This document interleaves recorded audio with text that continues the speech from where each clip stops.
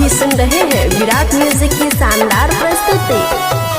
एगो यार के एगो भतार के है के छौरी सुनना, एगो यार के एगो भतार के दू गो पिन घुसे बउगे। तोरा बिया हमें सुन के छौरी है के दू गो डीजे बजे बउगे, है के डबल टोली बजे बउगे, है के दू गो छौरी नचे बउगे, है के डबल टोली बजे बउगे। एगो यार के एगो भतार के दू गो पिन घुसे बउगे। तोरा बिया हमें सुन के छौरी है के दू गो डीजे बजे बउगे, है के डबल टोली बजे बउगे, है के दू गो छौरी नचे बउगे, है के डबल टोली बजे बउगे।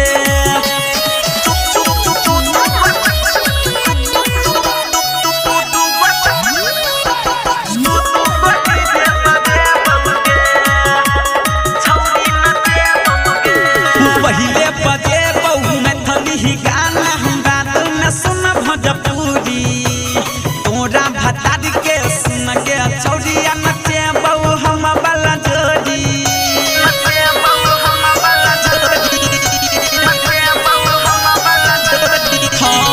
पहिले बजे बहू में थली गाना बात न सुन भोजपुरी। तोरा भतार के सुन के छौरिया नचे बहू हम वाला जोड़ी के जोड़ी। साथे खींचल फोटो देखे बहू है के छौरी सुनना, साथे खींचल फोटो देखे बहू भतार तोहर भरत तौगे। तोरा बिया हमें सुन के छौरी है के दू गो डीजे बजे बउगे, है के डबल टोली बजे बउगे, है के दू गो छौरी नचे बउगे, है के डबल टोली बजे बउगे।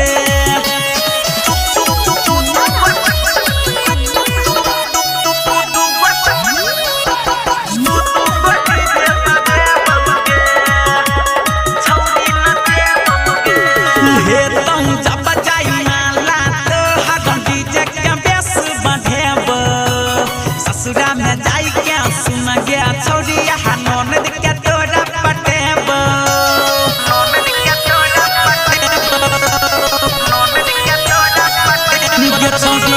हे तम जब जाई माला तो हरदम डीजे के बेस बढ़ेब। ससुरा में जाई के सुन गया छौरिया ननद के तोरा पटेब।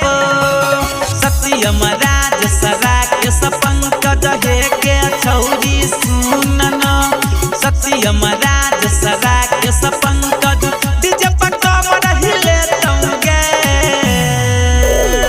तोरा बिया हमें सुन के छौरी है के दू गो डीजे बजे बउगे, है के डबल टोली बजे बउगे, है के दू गो छौरी नचे बउगे, है के डबल टोली बजे बउगे।